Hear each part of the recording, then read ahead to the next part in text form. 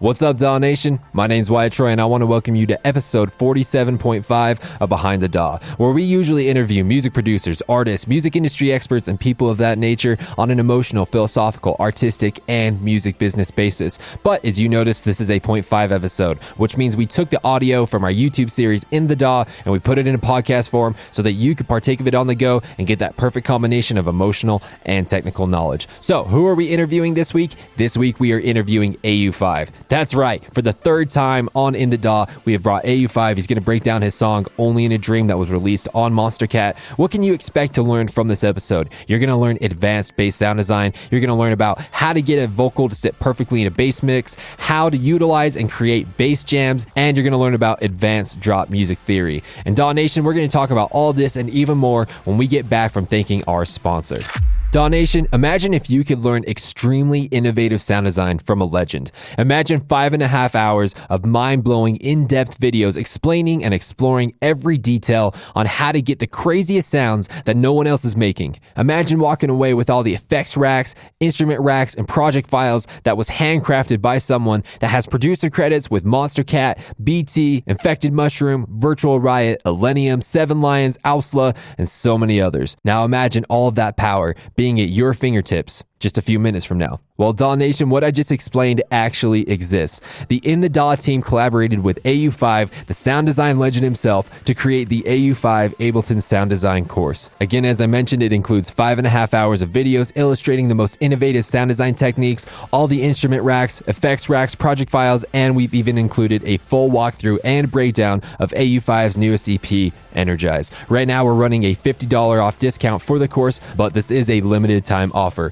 so I would hop on it right now. But if you're not quite sure if it's what you want, then make sure to check out the free mini Au5 Ableton Sound Design course. This way you can get your feet wet and see the types of sounds that you could be making today. There are links in the description for both the full course and mini course, or you can just go to courses.inthedaw.net to get more information. Again, that is courses.inthedaw.net. But DAW Nation, let's get into this week's interview.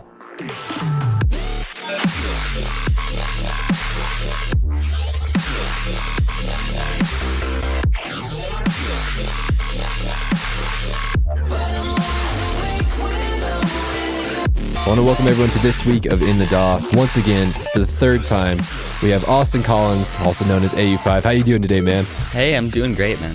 Excited to do this once again. We're so stoked to have you back on, and especially out of all the songs that we've had you do on In the DAW, all of them have their virtues, all of them have their beauties, but this one by far is my favorite. We have a beautiful, beautiful announcement before we get into today's episode. In the DAW and Au5 just put out a new course. It is an Ableton sound design course. We show you how to make absolutely insane sounds, different processes, really unique stuff, only using Ableton devices. You're not going to get it anywhere else. It's absolutely fantastic. Again, link in the description. Au5, do you have anything you want to say about our course before we get into the episode? I think it's going to be a really exciting thing to share with people just how much you could really do with the default devices that Ableton comes with.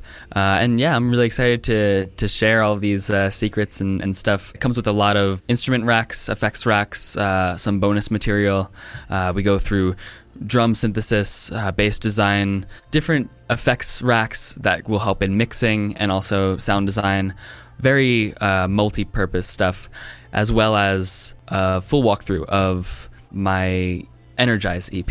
I take you through Energize and Activate, the entire song, all the sounds, how I made everything, and my approach to the composition. I can attest to this. We have spent months on this, putting it together. It really is just like, if you finally want to at least see half of the potential that Ableton has, to finally, strip back all the VSTs that everyone gets, strip back all the, the over publicized things that they say you need to be able to make really good music, and actually understand the pure and untapped power of Ableton. This course is for you. Again, like he said, there's even a bunch of bonus material that comes with it, with all the racks, and we walk through his EP.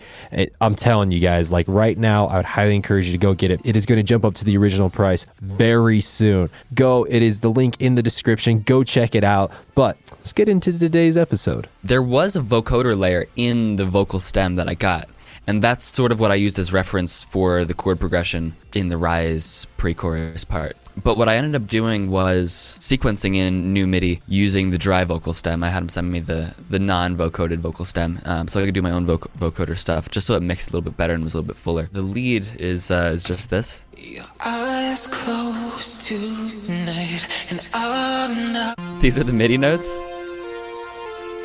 Sounds really lame, but when you combine them with the vocoder,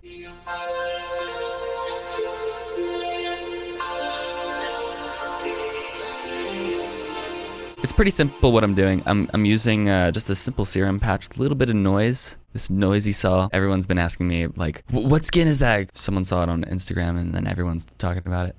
But yeah, it's a skin that I made. I may release it in the future along with some other goodies. Yeah, it's basically just a supercell. What I do is you make a new track with the vocal that you want to vocoder on it, throw the vocoder on it, and then go to carrier and set the carrier to external. The audio from your chords or from your MIDI instrument that you want to use as the carrier. Did he already have it all processed and everything, and then you just did little minor things when he sent it over? He did. No, it was all processed and compressed and effected out, and it sounded amazing. And I think that was kind of the catalyst to, like, for me to, it set the theme, it set the mood and the vibe of what kind of song I wanted. If it was just a purely dry a cappella, I would probably do some cool stuff with it too. I don't think it would turn into the same kind of song that it is now. Yeah, it was a very interesting situation, very specific circumstances that allowed all this to, like, fall together so quickly. Is there anything in this kind of, like, right where this vocal comes in, besides the vocoder, is there anything else that is of your doing in this section? Using this little VEC loop, breakbeat loop. But yeah, all this is Nitrix, and I do have a little riser thing here. Oh, it's just chimes. And then this is my instrumentation. The pulsing tremolo style thing, is that evoked through an auto pan? I believe so. I've learned right there, auto pan. When this hits, to get this really atmospheric vocal effect. So I'm doing some low pass filtering, good amount of reverb, and then, yeah, not too much other stuff, but the main thing is the auto pan. What I did in this case, so I set it to 1/16 notes. To get it on the beat, I noticed that what I have to do when you're using the sine wave LFO, or the triangle wave LFO, is just set the offset around like 200 to 270. That's kind of like the perceived effect of the downbeat. Like halfway when the wave starts to sweep upward is when it feels like the downbeat. Otherwise, it kind of sounds out of sync. But then what I did to make it actually it kind of has the stereo effect. I just offset the phase by 60 degrees. So basically your right channel is hitting first and then the left channel is hitting first. So it's almost like this like fluttering effect. So it's not completely in phase, slightly. It's like, okay. Yeah. So this is if it was in phase. Although the stereo from the reverb is kind of already making it wide, but if I turn that down, you can hear that there's a difference. Oh yeah, so I'm also using frequency shifters, 50% approximately, and that is to create that phasing effect. So one frequency shifter is cool, it creates that like upward infinite phaser sound. But adding a second one kind of breaks up the inconsistency, and it kind of phasiness kind of phases with itself. And then I'm using Voxengo Sonoformer, which is it's supposed to be like a mastering plugin. It's basically like a 32 band. It's like a spectral multiband compressor, and I'm just using it to like tame the high end. Spikes. They're so present and so loud, and along with all the other stuff like the sibilance, I'm basically using it as like a de-esser, taming some harshness. These pads,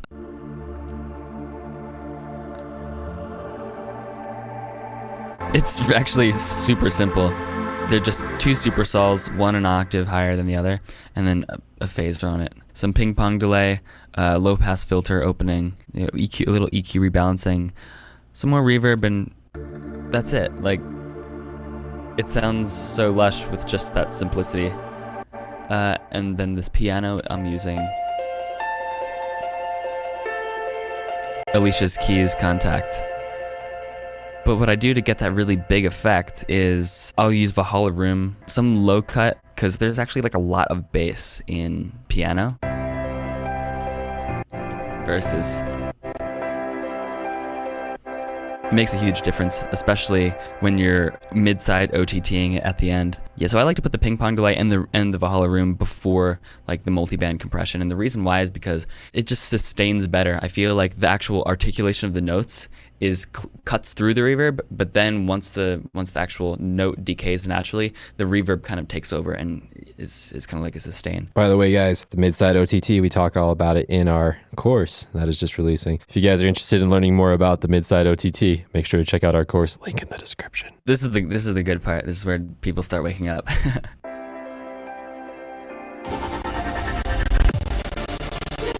And where my CPU starts going to sleep. This is kind of a thing that I took from another song of mine that's unreleased. It's a trance song. Basically, I'm just using the Icon Has kick wavetable to get that dispersed saw thick sound. These are just creating really short plucks. And then I'm using the flanger filter tuned with the note modulator to the note that I'm playing, just really high resonance, and that's where the actual note is coming from. So if I change the position of this, it's going to be like, it's going to transpose the whole thing. I just use the rock amp for that. That's just extra thickness. And then I'm using a really narrow bandpass for this atmospheric section here. So it's kind of reflecting what the vocals are doing with the auto pan. And then I also have just kind of like a low bass, basically just a sub drone over top of that, because it's actually legato. It's not stuttering. Yeah, this top bass, the stuttery bass, doesn't have any sub in it. So the trance chords.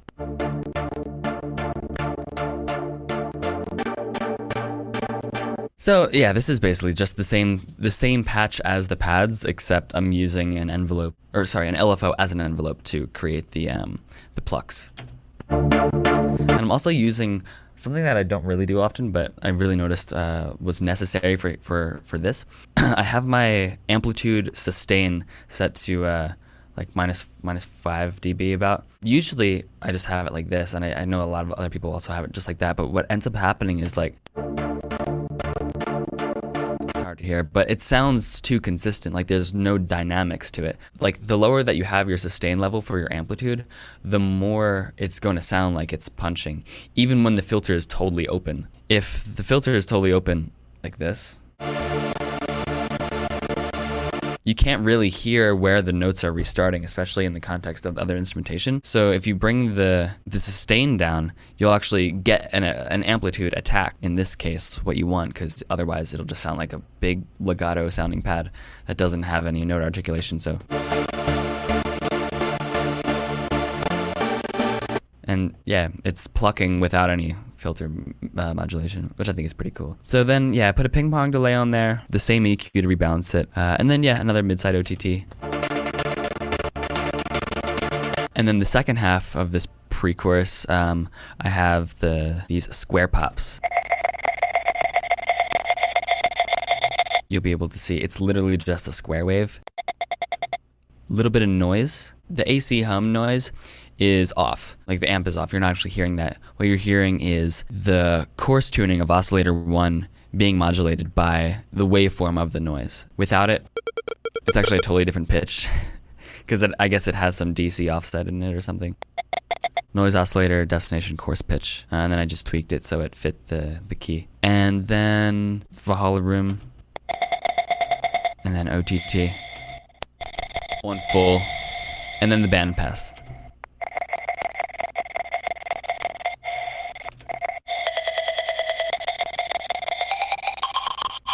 And I just think that's a really cool, different kind of sounding layer compared to the other sounds. Everything is nice and smooth, but this kind of comes in as just like, all right, here's some grit. I feel like it could totally function as like a hardstyle lead if it was not something that was being arpeggiated and sustained out.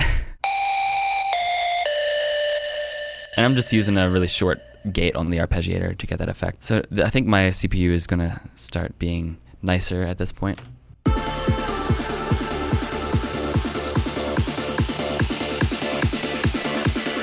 I'm taking the vocal at the end of what he says right there, and then I cut it. I just loop a quarter note. And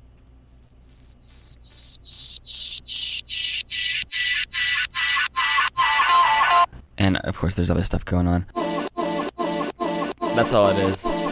And then with just a really strong resonant high pass, some Saturn that's making those high frequencies crispier, and then some auto pan, and that's what's creating that like transitional effect for the vocals.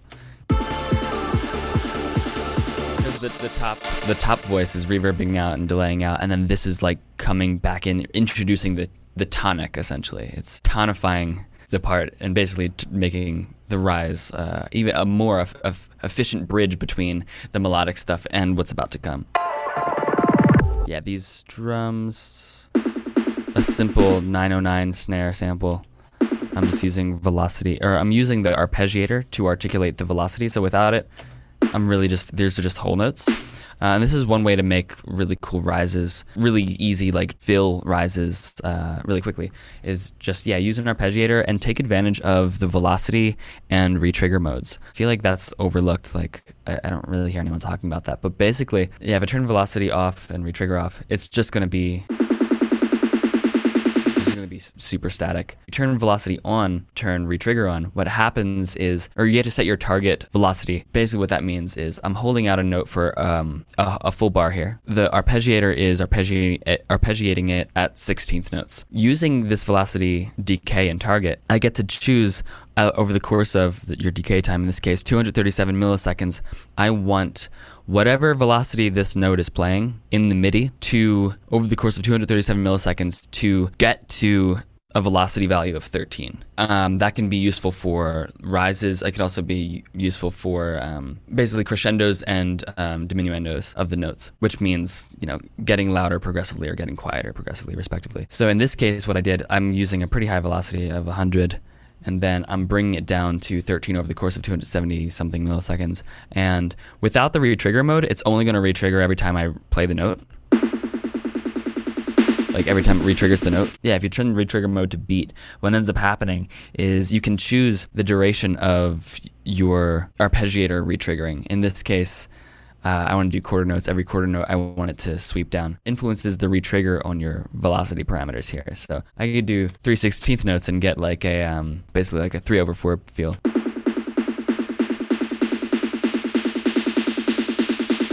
One of the all of the subdivisions. So yeah, that's a cool way to just make fills real fast, and then just automate some of these parameters. Like in this case, I automated the decay, the velocity decay, so it's just really loud right here. So I could just take full advantage of the actual filter articulation that I'm using in the EQ. And I'm also using a frequency shifter. Basically just increase the fundamental frequency of the snare. It's something that I use to retune drums a lot. If people haven't seen my other videos or tutorials about like how important I find the frequency shifter is to retune drums. And then just a little reverb and compression to top that off. There's really nothing that special happening with the rise. I have two MIDI noise lifters. So this one is it's operator. It's basically two oscillators in parallel, and then both of those are oscillators in series. B is going into A, D is going into C, and then these are pretty much just arbitrary values that I put in the course tuning. And the reason why is just because I wanted to get it pretty metallic, and I didn't want it to sound harmonic. Obviously, it's supposed to be like a metallic downlifter, not interfering with other harmonic content. So it's really just that. And you put reverb on it, and then it's like, whoa. And then with the noise lifter, it's even simpler. I'm just using white noise, stereo white noise, and then I'm just using a bandpass filter to, with a macro to modulate this sweep down and up. And combined together,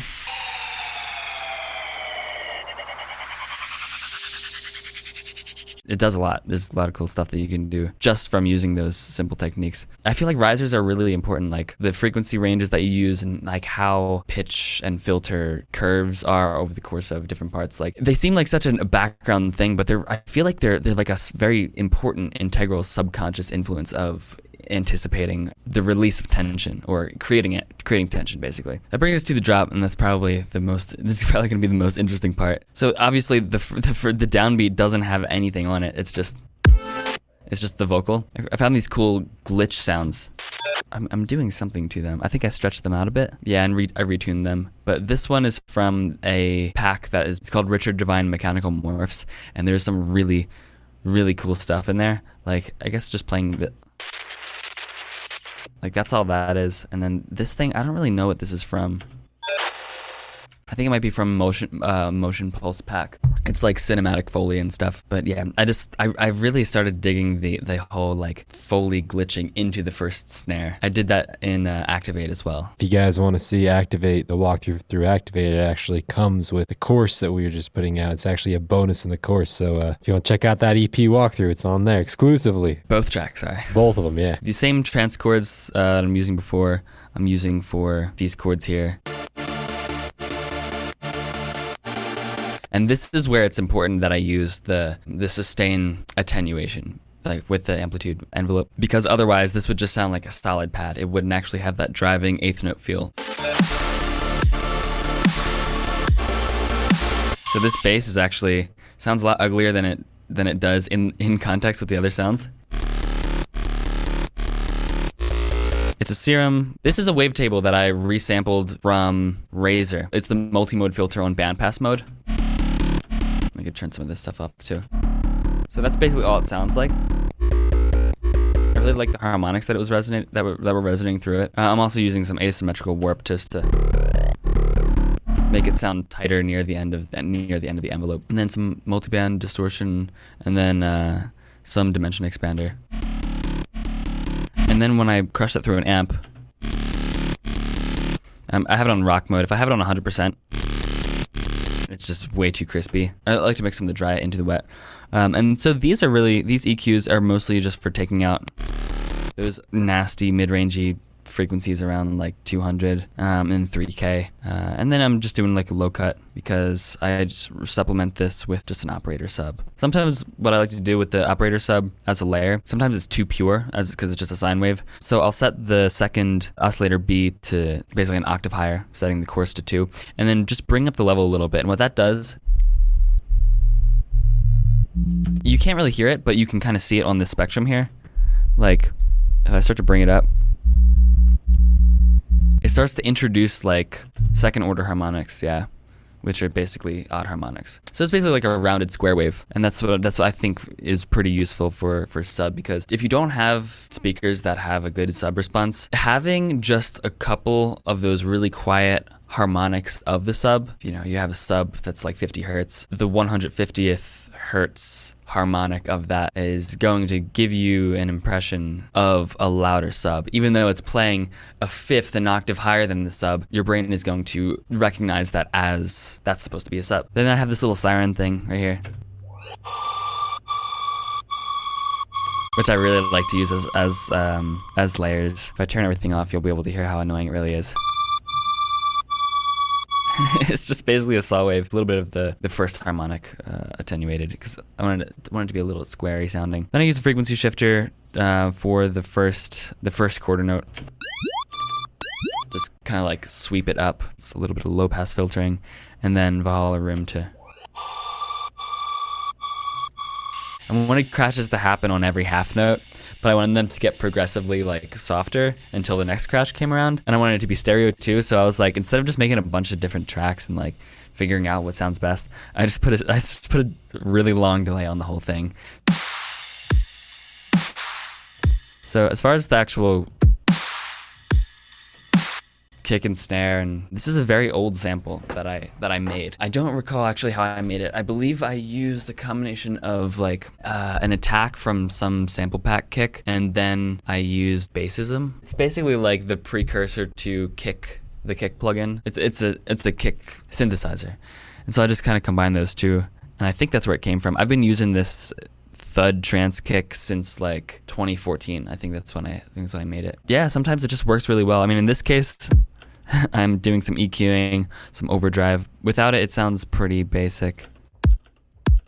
It sounds trancier and cleaner, but I kind of wanted that like slap to it. And so the waveform after all the processing looks like this.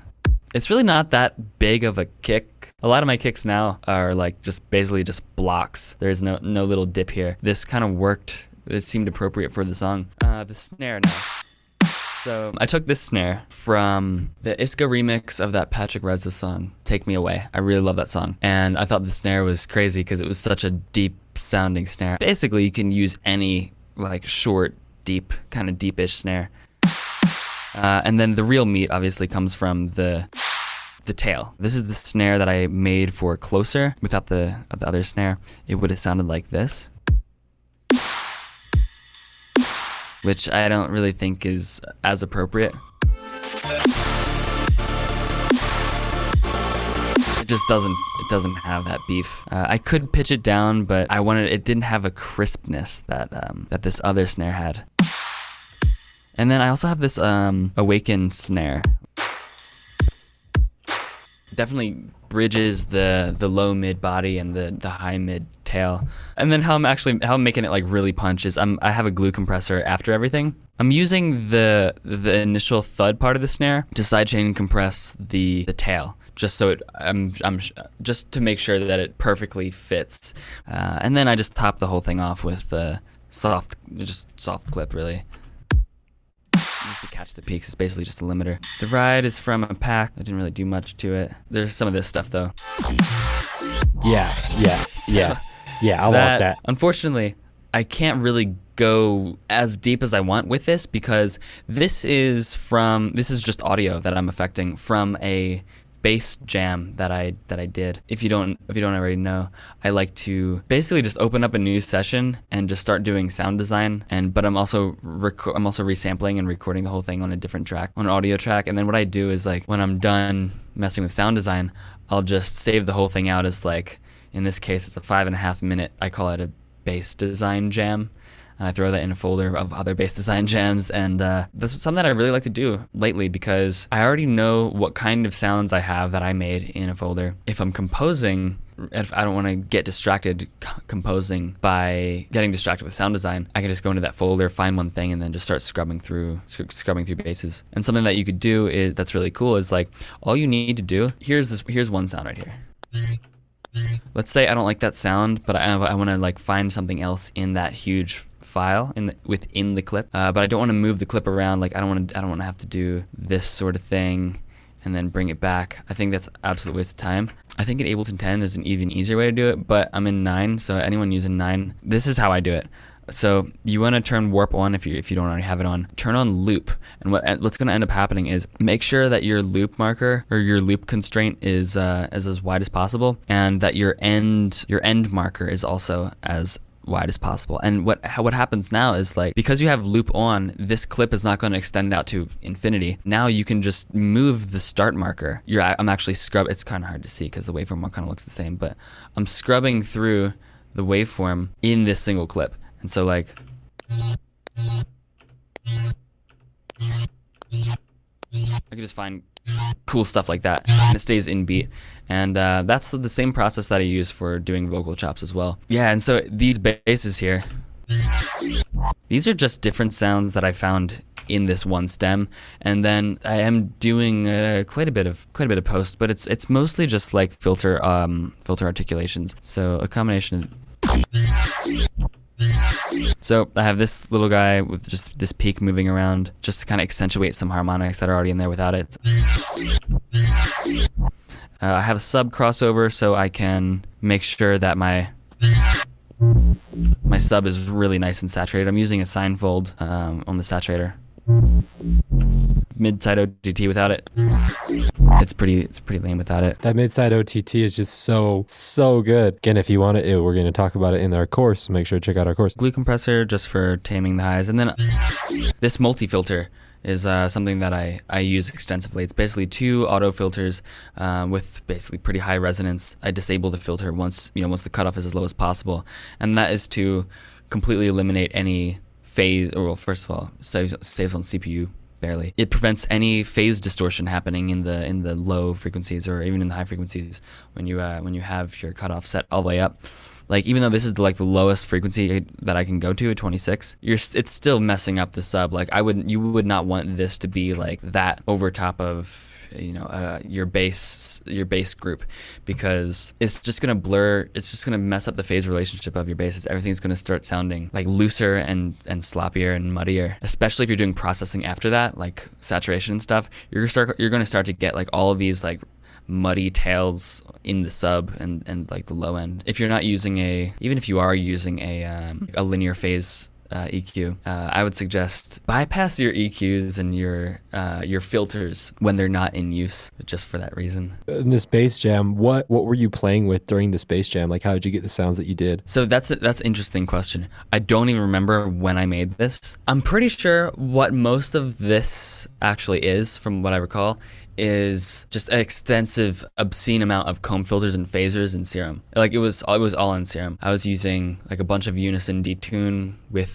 basically just saw waves or maybe square waves. I remember I was using the negative comb filter on one of the filters and then the positive comb filter on the other filter, and then I was using the phaser as well. Basically, I just throw a bunch of different parameters on one modulator to start having fun while I'm recording, and you get some pretty cool stuff. And you're just having fun, you're just recording, you're just seeing what comes out, right?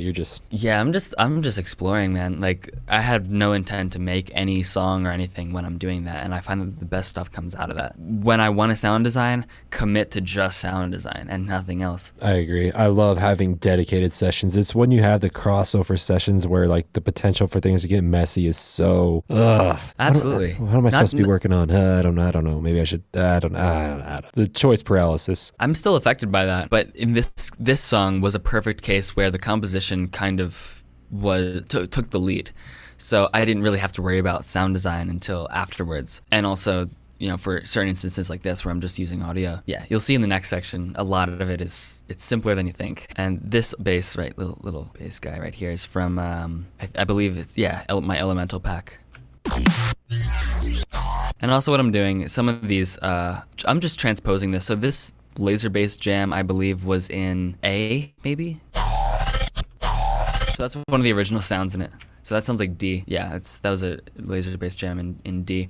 And since I'm using like different warp algorithms, and since they're happening so short, I can totally just transpose, and I like to stretch things where it seems necessary to. Yeah, I just have a lot of fun with that.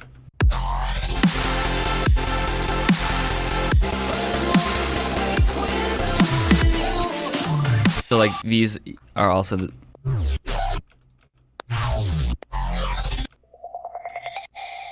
I also have this little glissando here, which is just a minor pentatonic scale, I think, maybe with some ninths in there. Yeah, there's some ninths in there. I like pentatonic, minor pentatonic, which is like 1, 3, 4, 5, 7, and then I like to add the ninth or the second note in there. It's basically just minor without the 6. It works good over pretty much anything. I just like to solo in that scale a lot. All right, so here's the next section. Oh yeah, little riser.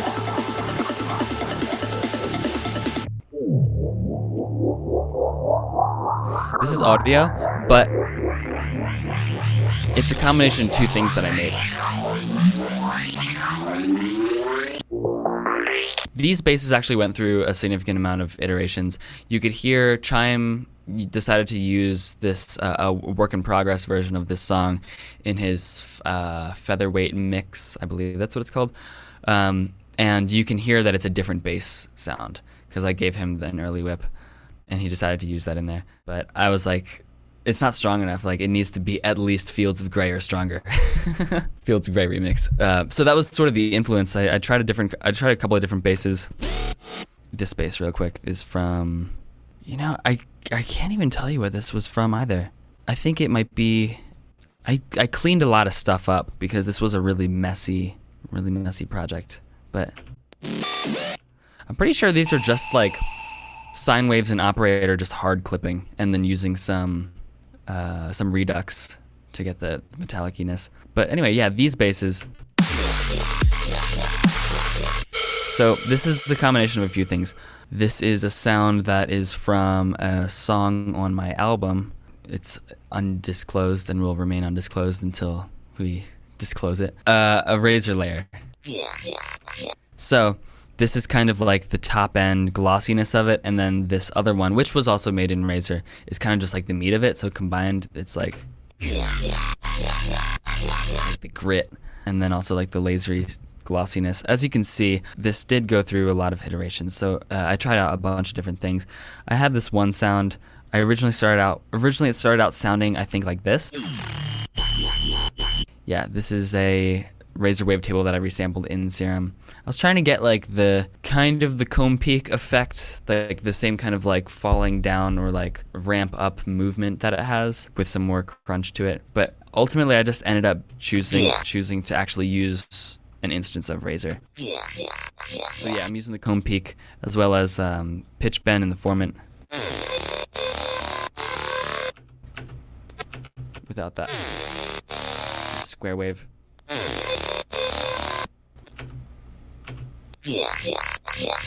So that's basically that, using some dimension expander and stuff to widen it up. Yeah, that combined with this.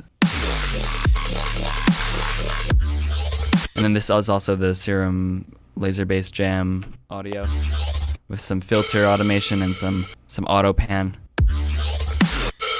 And yeah, this sound again. This is just the bass from the first part of the drop. I believe it's the same one. Yeah. And also I have some chords going over top of here, as well as the square pops. Oh yeah, I wanted to mention. So I am using these. I'm using this thing called a phase morpher that I made. It's pretty crazy. It is just a lot of low pass filters that are stacked on top of each other. Here, let me bring this down. So you can see it is 48 decibel per octave slopes. So whatever 8 times 48 is, you're getting an extremely steep slope, as you can hear. It's almost like plucky sounding. Like it has like a ring in it. It's like you can hear the phase rotation in there. And so because you're stacking all these audio filters, your phases are going to get extremely distorted and rotated to the point where when you mix it back in with the dry signal, that phase rotation, it's effectively creating a phaser. So my philosophy of creating this was to create my own phaser, an extreme one, and see what it would sound like. And so I did that I knew that you get a lot of phase rotation from using really steep high pass filtering. I know that you get a lot of phase rotation from using really steep low pass filtering. Combining the two together obviously is going to give you a full spectrum sound with really messed up phase coherency. So as you can hear, it's like, it sounds totally different than this. It's like you can hear like the sweepiness in it.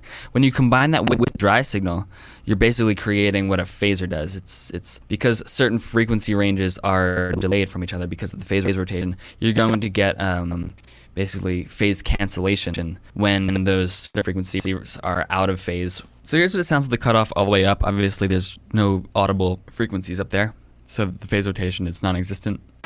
Basically, it's effectively off. But once I start bringing this down, you'll be able to hear some pretty cool comb filtering effects. At first it'll sound like a flanger, and then it will start to sound like a phaser.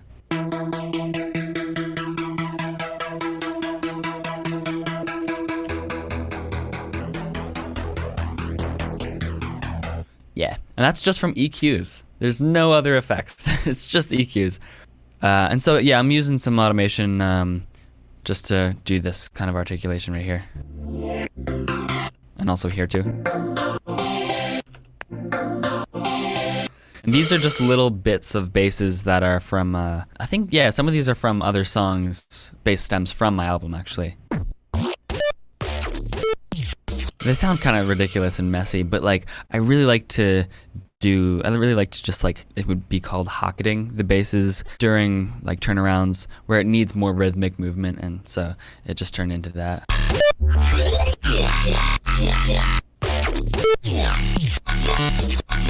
So this little glitchy stuff that I'm doing here is actually, I'm using a plugin called I Wish. I knew it, yeah.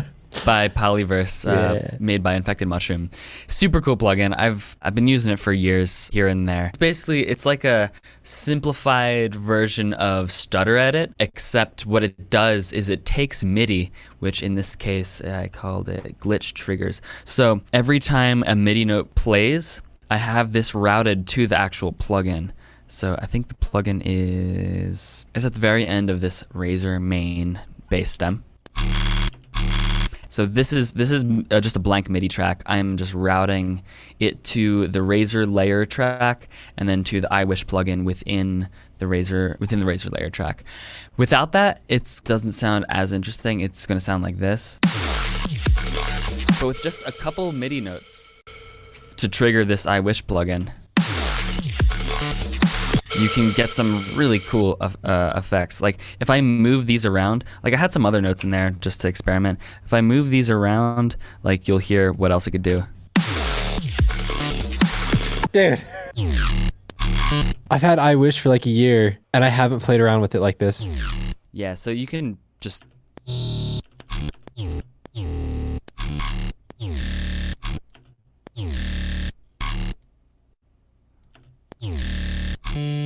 Yeah.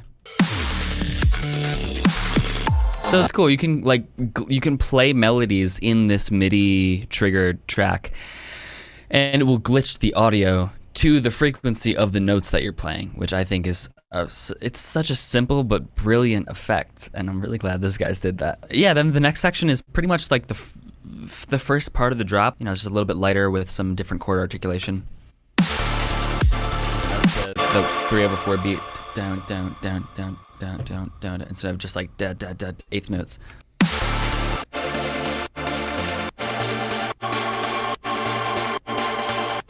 And I also have this old breakbeat loop over the whole thing.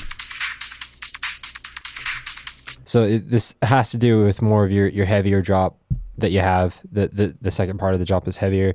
And I want to know how you melodically compose the drop, but not the melodic part of the drop. So for example, whenever I'm creating like a drop and I'm putting in my basses, sound designing my basses and all that kind of stuff, I'm extremely tempted just to stay on the tonic, just to have my basses playing the tonic. And I like anytime I try and play any other notes or anything like that, I'm like, it just doesn't feel right. It just doesn't know. So how do you, because obviously your drops are melodic.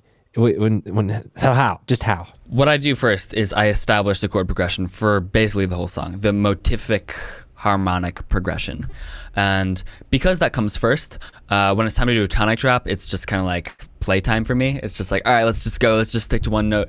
But what I like to do though, and this is pretty consistent through like pretty much all of my dubstep that has any tonic parts to it, is I will basically take the chord progression and use that in certain areas. For instance, this is the entire tonic drop right here. It's 16 bars long. And just so the listeners understand, what do you mean by tonic drop? I know, but what if people don't know what that means, what does that mean? So tonic means the home bass note of the song. It's basically the starting note of your... Most of the time, it's the starting note of your chord progression. It is the note that defines the root key of your key signature. So in this case, it's D minor. Basically, I'm just taking that one chord, the downbeat chord, and I'm just using that bass note.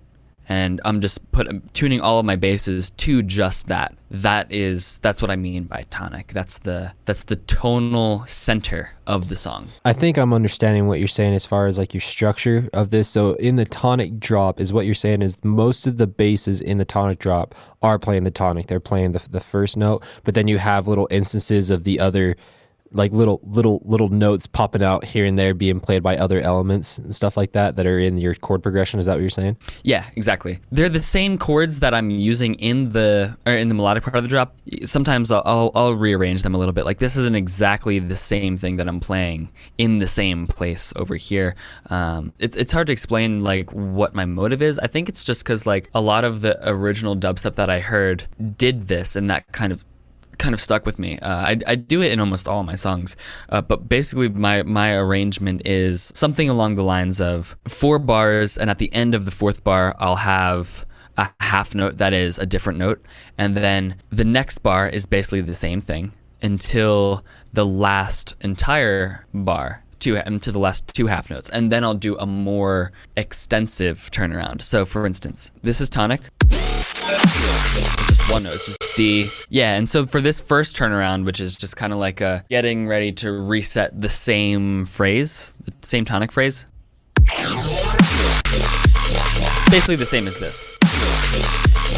So this is playing a minor seventh, which is, a whole step down from the tonic with its corresponding major chord. And then, the same thing happens again. And then instead of it the next turnaround hitting on the snare or the last half note, I have it on the last bar, so it's hitting on the kick and the snare. And basically, if I shortened all of this to just, this is the same as this. This is 7. This is going 6, 7, and then back down to 1. And I don't know. I think it's just a more wholesome arrangement. It just keeps it interesting. It breaks up the monotony. It also keeps it harmonically pleasing to hear. Like just makes more sense. And then I basically do the same thing with some variation in the tonic parts. And then at the very last part, in this case 2 bars, an even more extensive turnaround. In this case, I'm just dropping out all of the instruments.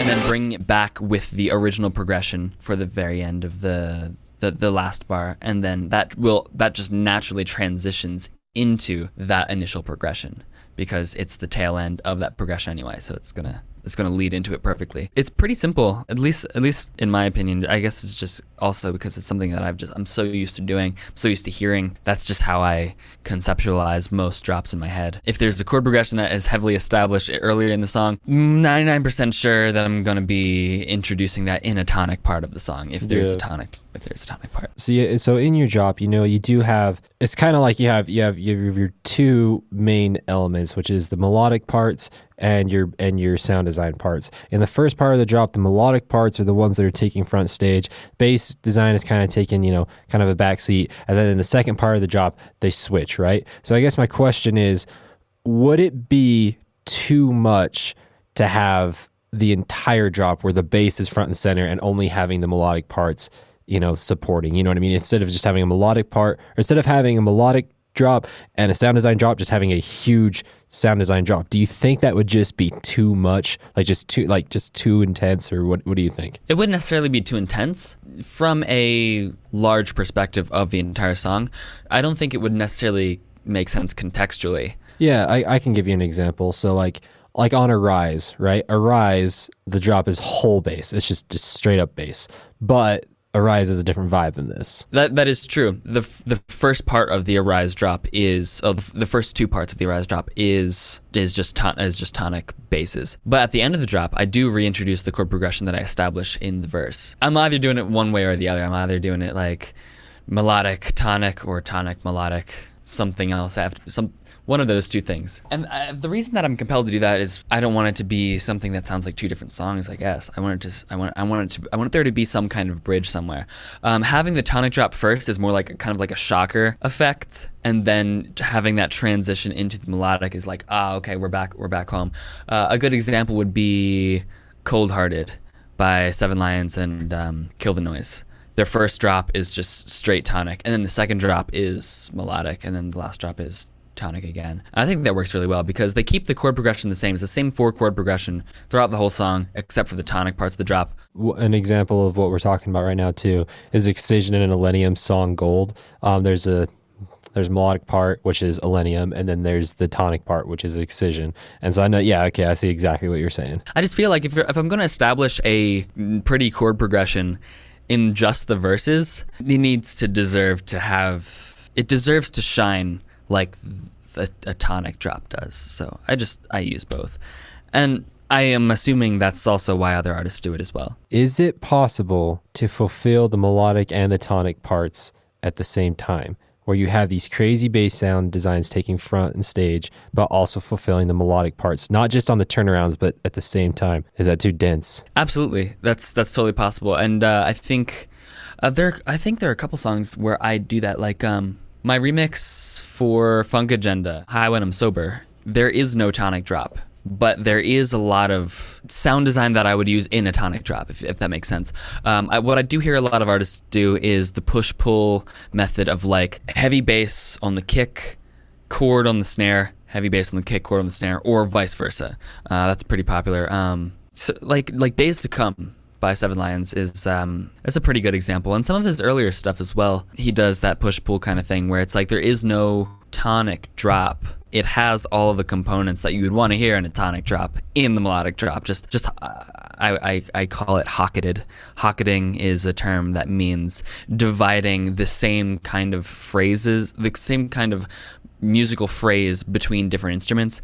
So I think of it as like you're hocketing between sound designy focused basses and chord pads, when the entire thing is still following, like all the basses and the chords, they're still following a harmonic progression, if that makes sense. They're still following a bass line that moves around. Another question I have for you is something that I got asked the other day, is bass cohesion, sound design cohesion. We've all been there when we have, this is a dope sound, this is a dope sound. You really want them to work together, but it's kind of like the sound design equivalent of an arranged marriage, and it just sucks, and it's just like they don't love each other and it just falls apart. And how do you go about getting your basses to fit with each other? You know, like, okay, yeah, this bass does fit in here, or no, this bass does not fit in here. You know what I mean? Like, how do you go about that? I think it's half mixing and just half personal taste. And what I mean by that is my approach to it is not necessarily a technical approach, excluding the mixing side. What I mean by that is a lot of the sounds that I choose to use are sounds that complement each other on a synesthetic level. And what I mean by that is like, sound is really visual to me. That's why I like sound design so much. It's because it literally feels like I am sculpting with a different kind of medium. It's like I'm sculpting with clay. I have the option to, the shape of it is like the filter and pitch articulation. The texture of it is the timbre and the type of harmonics that are resonating through it. The color is also very dependent on the timbre of the sound. So I try to find a balance between different sounds, like sounds juxtaposed, in the same way that I would find a balance between different elements of visual art, like a visual aesthetic balance of things. I'm trying to find the same equivalent in the auditory realm, if that makes sense. It's a very intuitive, non-tangible thing, and explaining it, I don't think it's something that you can like technically learn from, although I do think that it's something I do encourage people to try to become more aware of what it is that they are perceiving other than just the pure sound of something when they're listening to something. I've been doing sound design since I was like 13, playing with synths and Logic and GarageBand and stuff like that. And that's where I kind of discovered all of this. Like through that exploration, I became more and more aware of these extra sensory perceptions that I'm getting from listening to sound. Correlating those different effects, those different visual, tangible effects, the different actual like audio parameters, like what different waveforms feel like, and also what they sound like, what different filters do, and that just kind of helped me understand like the engineering behind just signal processing and sound. It's something that could benefit people using this method, though. Something that's a little more sound and technical, though, is be aware of coherency in sound. And what I mean by coherency is like phase coherency. You can kind of think of something that is very phase coherent as like sharp or solid sounding, like a sawtooth wave has perfect phase coherency. A sawtooth wave is a very pure sounding wave because it has all of the harmonics in the harmonic series, and the phases of all of those harmonics are perfectly in phase. They're perfectly phase aligned with each other to the point where it creates a solid geometric shape, which happens to be a sawtooth. They're just a bunch of sine waves at different frequencies that are layered and added together, but because of phase coherency, they cohere into a coherent looking shape.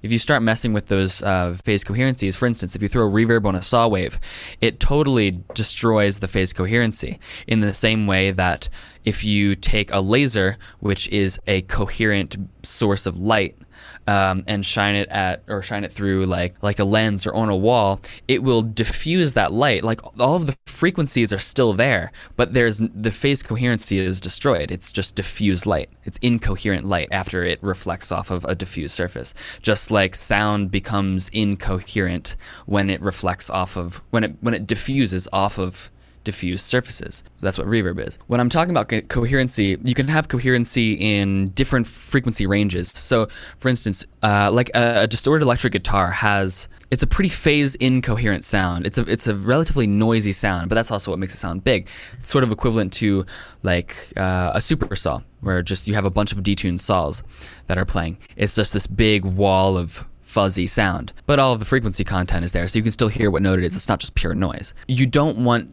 that to be the case in it depends on the instrument that you're using, but most of the time, you're not going to want to mix a guitar and boost sub-frequencies in the guitar 200 hertz and below. Usually in a distorted electric guitar, you want to low cut everything below around 200 or so, because there is too much incoherence in those low frequencies. And low frequencies are especially susceptible to phase incoherence because the waves are larger. It's much easier to perceive something that is out of phase. And that's why you don't want your sub to be, more or less, you don't want your sub to be stereo because of that reason. If you have, most subsystems are mono, because when you're playing really low frequencies in like a venue or a room, those frequencies are very susceptible to phase incoherence anyway. They're reflecting off walls and you're getting standing waves and nodes and peaks and troughs throughout the spectrum here and there throughout the room.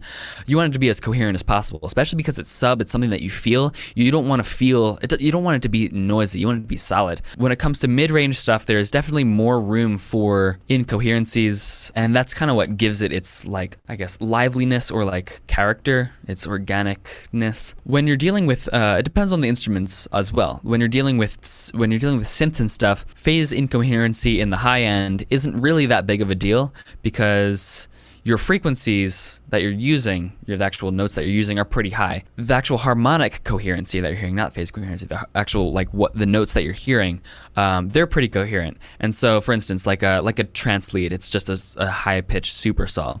That's fine. There doesn't really need to be any phase coherence in the top end. But when you're dealing with bass, though, that's where things get tricky, and that's also where things get very subjective too. A lot of basses that I make and that I work with have a balance of incoherencies in the high frequencies and coherency and incoherency depending on the sound. I like to juxtapose those things. So for instance, like a saw bass or something that's really tight has phase coherency in the treble range, and then there are other basses that sound really morphy and growly, and they're less coherent. If you're going to juxtapose different sounds that have different phase coherencies, then I would suggest focusing more so on making sure the actual frequency balance, the tonal balance of the entire phrase of those different sounds is even.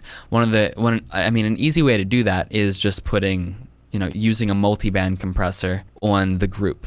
I don't necessarily like to encourage people to use multi-band compression as mix tools, more so sound design tools. And I feel like in this case, this is sort of the middle ground. If you compress something hard enough, like if you multi-band compress different sounds hard enough, they're going to start to sound the same. So, that is one tool that you can use. Another thing is using different fundamental bass sounds and using a single filter among all of them. So you're basically modulating them as a whole. That's another way to do that. And then I feel like the rest is just like, as far as mixing goes, is just making sure nothing is louder than anything else. Like make sure your subs are all hitting at the same amplitude.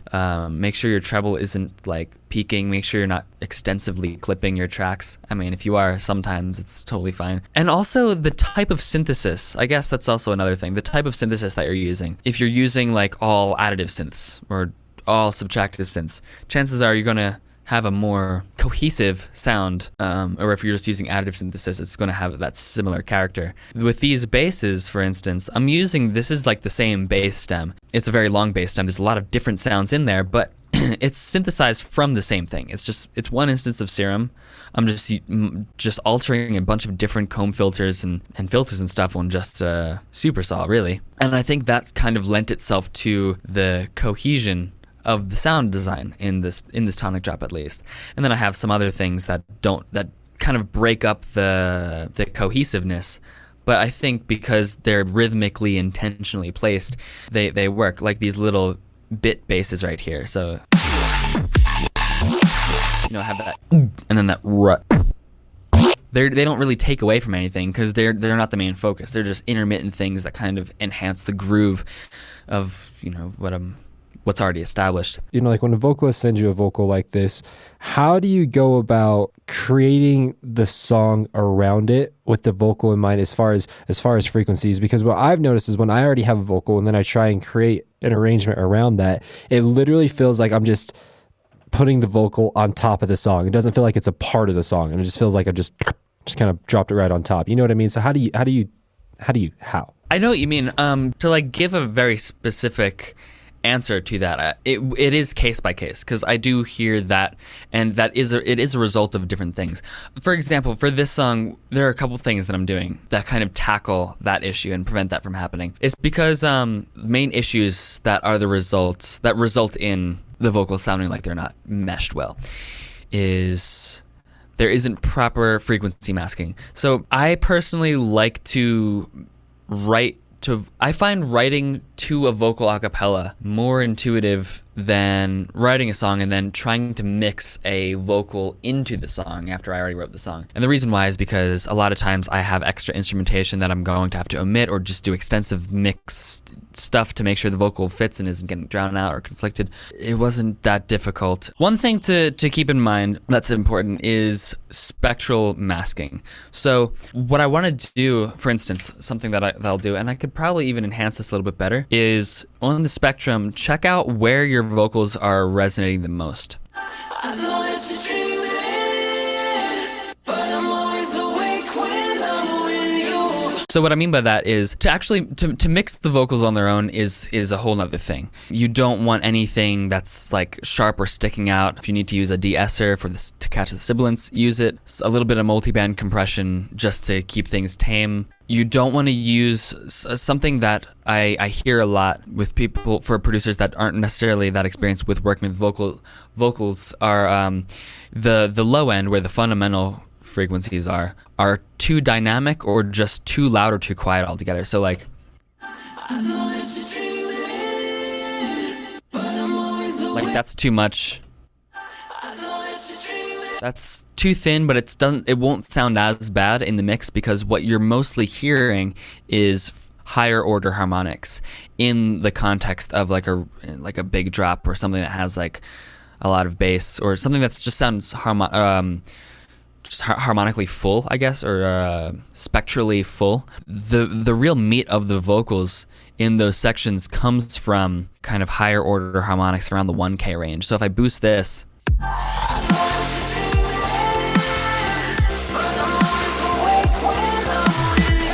like that's where most of the vowel articulation comes from. And it's not even really necessary to have that much fundamental frequency stuff going on down here.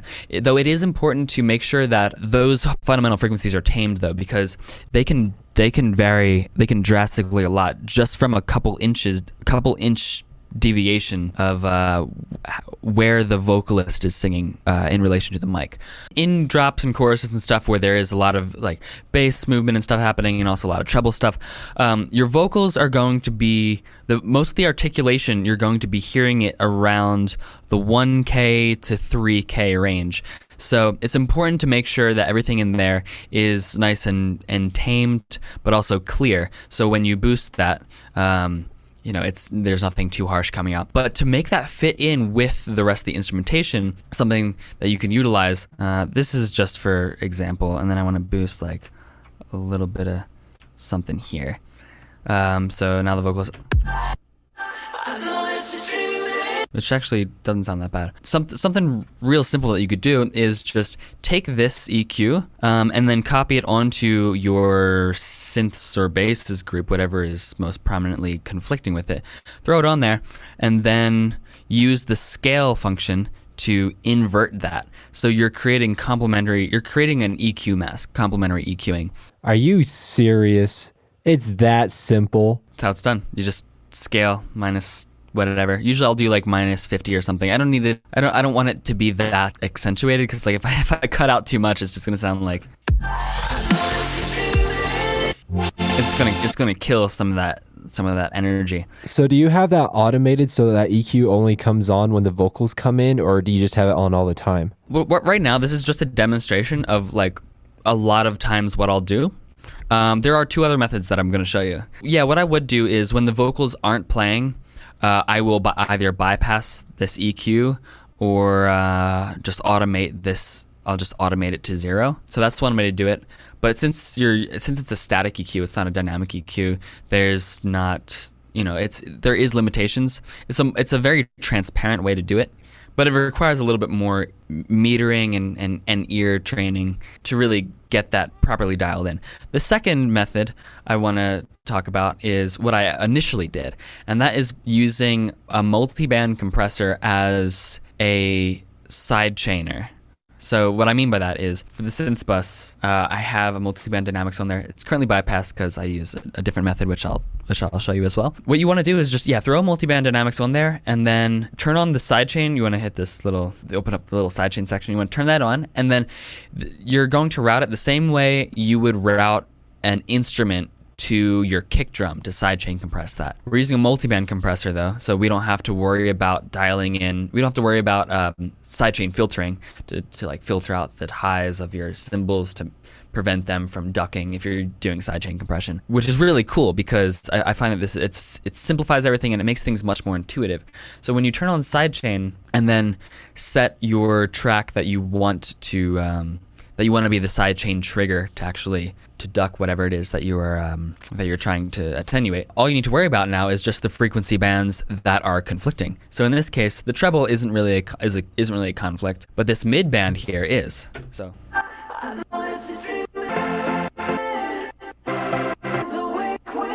they're really similar in frequency range, in frequency content. They're going to conflict. Without the mid though, like if I just solo the bass, there's not really much going on, but the highs, obviously that's crucial. You don't want everything to be sounding like it's low pass when the vocal's coming through. So for the mid band, really all you gotta do is just bring the ratio.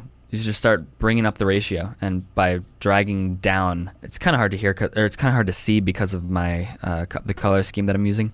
But once you start bringing this down, you'll see that, like if I solo this, and start bringing this down,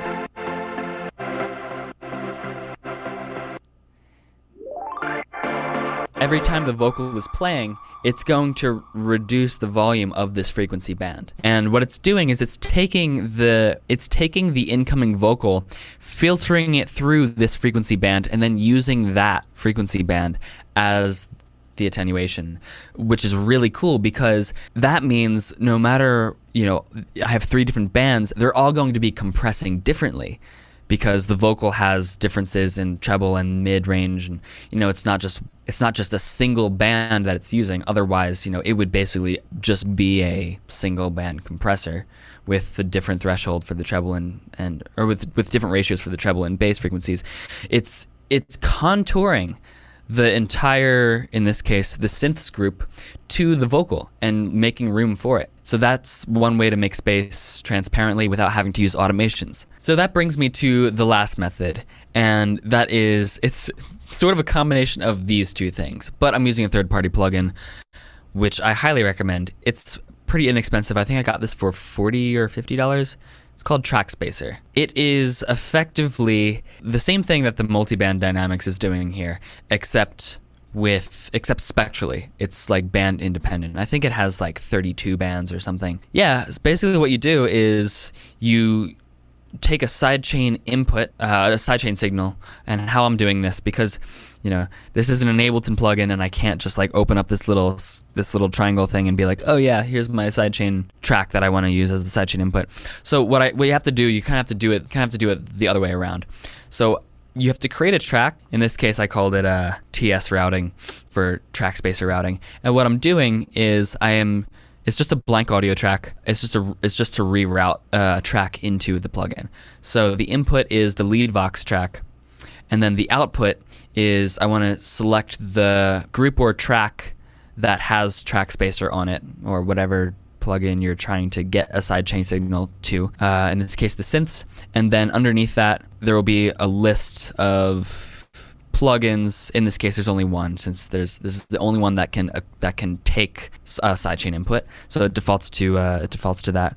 It's kind of cut off, but it says sidechain L/track spacer. I don't really know what that means, but yeah, it's saying that it's this sidechain input for this plugin track spacer. What you want to do though is make sure that because it's just a rerouting track, it's not actually, no audio is going to the master from it. It's not doubling, but what you need to do, you need to make sure that you have your monitoring set to in, so it will always take the audio that is coming from the other track, even without record arm on. If I solo this, yeah, you're not going to be able to hear it.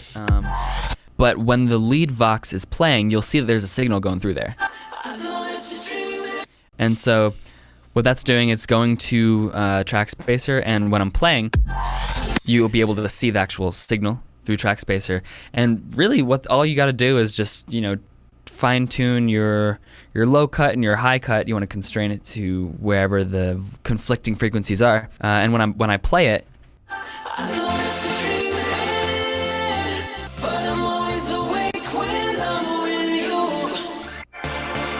so you can see it's basically doing the same thing that the multiband compressor is, but much more contoured to the vocal. This is basically like the inverted vocoder, if Ableton had one. But it's cool because you can do a lot of cool stuff. It has left-right biasing, mid-side biasing, so you can cut the mids more than the sides, preserve the harmonics or the spectrum of the sides more on whatever track, or the mids more. You have attack and release settings. You also have sidechain monitoring, and then your amount. And you can also freeze it too to see like how much. So now that's, I can actually hear how much is being cut out in different sections. I don't really find that very useful, but it's pretty sensitive, and it works really well. I'm so glad I got this because on my LP, all of my songs were originally instrumentals, and I have vocalists for all of the songs except the very last one. I didn't want to take away a lot of my lead elements because I wanted vocals to come through and sit well. So I used track spacer, and you can hear everything. So I Wish is awesome, as we discussed before. So basically, the reason I have two MIDI tracks is because one of the I Wishes is affecting the Razor main track, and then the other one is affecting the Razor layer track, which is, one is affecting this, and then the other is affecting this. They're the same notes though, but the reason why I do that is because I can't route one MIDI track to two separate plugins. Probably could with using an external instrument, but actually, I probably could. Let's try that. Yeah, so an external instrument, Ableton sees as an instrument rack, which is fine because it just routes the non-existent audio to the group, but that's okay because since we're using external instrument, we can route the MIDI to any track we want. So I create an instrument rack. One is going to Razor main I Wish, and then the other is going to Razor layer I Wish. So I'm gonna be controlling all the basses just with one MIDI track. We don't need this guy anymore. So let's see. So that works. So yeah, without these notes, it sounds kind of bland. It just sounds like. But if I start messing with these notes, like adding some extras, I could do some really cool stuff. I can even stretch these notes out and see what happens. And when you use really low notes, it works as like a beat repeat effect because it's like super low frequency. Or really high notes.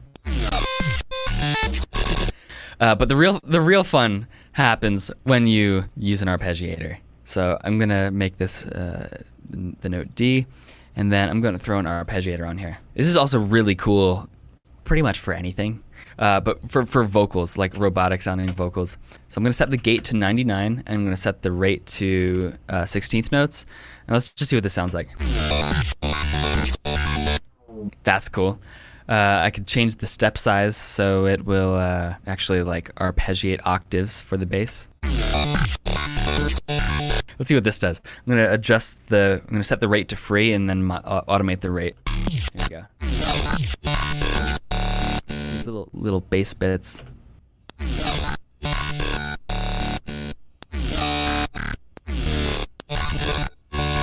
So yeah, I mean, crazy complex basses just from procedural grain freezing with arpeggiator and I Wish. And you should totally get it and support the Infected Mushroom guys and Polyverse because they're doing some brilliant stuff. If you were still working on this song today, what new sound design techniques would you be incorporating in this song? Multiband vocoding the vocoder?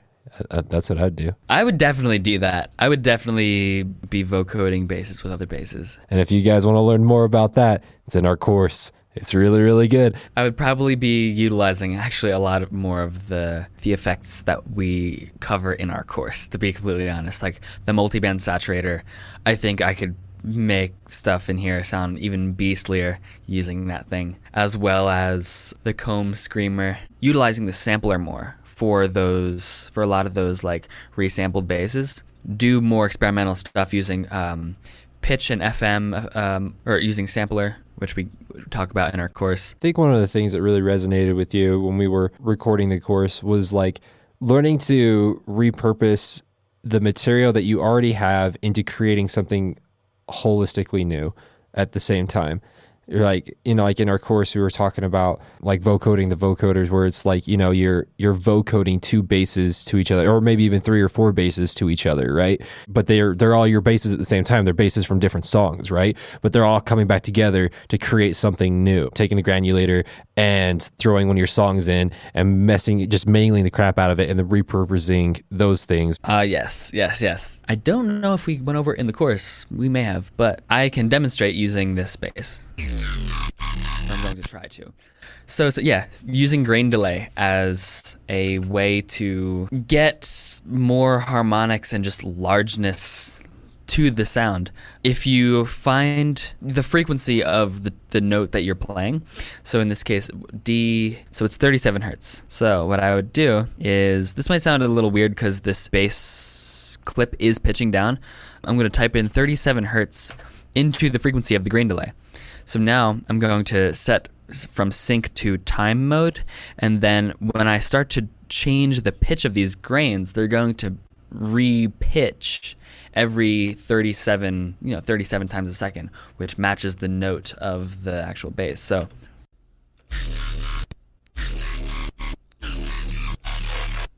it's basically a formant shifter at that point.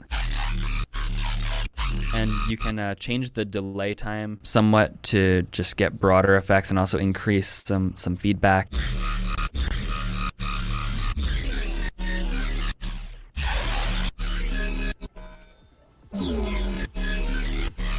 That's a cool trick that I learned late last year. Au5, did you have a good time today? Oh, I had an amazing time. Thank you so much again for having me on the show. It's a good experience. Thank you. Hey DAW Nation, hope you enjoyed this podcast version of AU5's episode of In the DAW, where he broke down Only in a Dream. If you're interested in the AU5 Ableton Sound Design course or the free mini AU5 Ableton Sound Design course, make sure to check out the links in the description or go to courses.inthedaw.net. That is courses.inthedaw.net. Again, make sure to like, comment, subscribe, repost, follow, whatever is appropriate on the platform that you're listening on, like iTunes, Spotify, Google Play, Deezer, SoundCloud, YouTube. It doesn't matter where you're at. It just helps us know that we're moving in the direction that you need us to. Finally, I would highly encourage you to check out the last episode of Behind the DAW. That episode was with Lexi from Echoes, the wisdom, the knowledge. I can't speak highly enough of that episode. The response to that episode has just been beautiful, so make sure to check that out. But DAW Nation, have a great day, and we'll see you on the next episode.